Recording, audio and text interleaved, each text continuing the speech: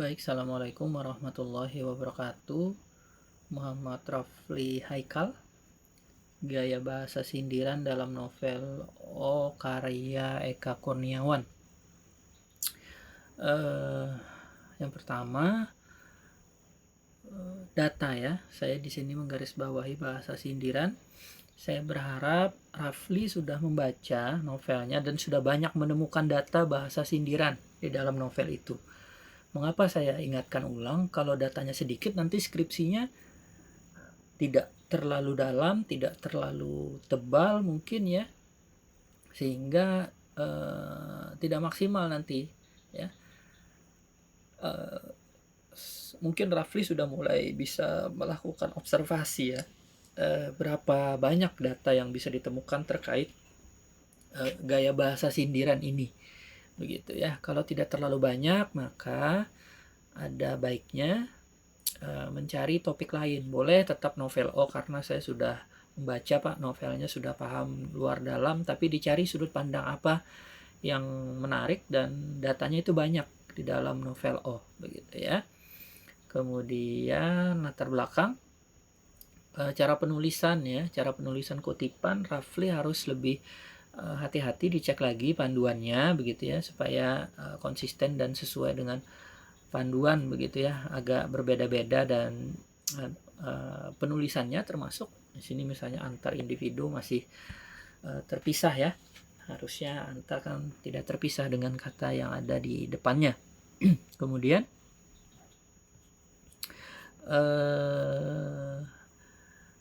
di bahasa sindiran itu kan ada 4 ya, ada 5 ya kamu tulis ya.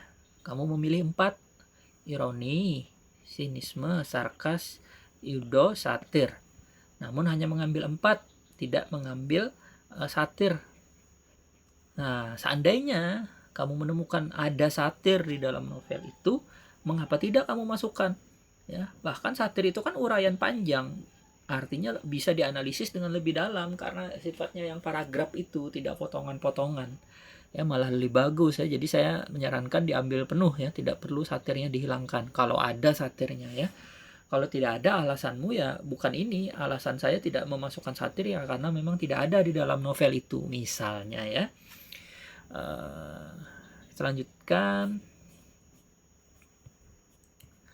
untuk latar belakang saya kira masih perlu ditambah ya. Ada banyak hal yang masih bisa diungkap, misalnya ini, seberapa penting sih meneliti sindiran sekarang ini gitu ya.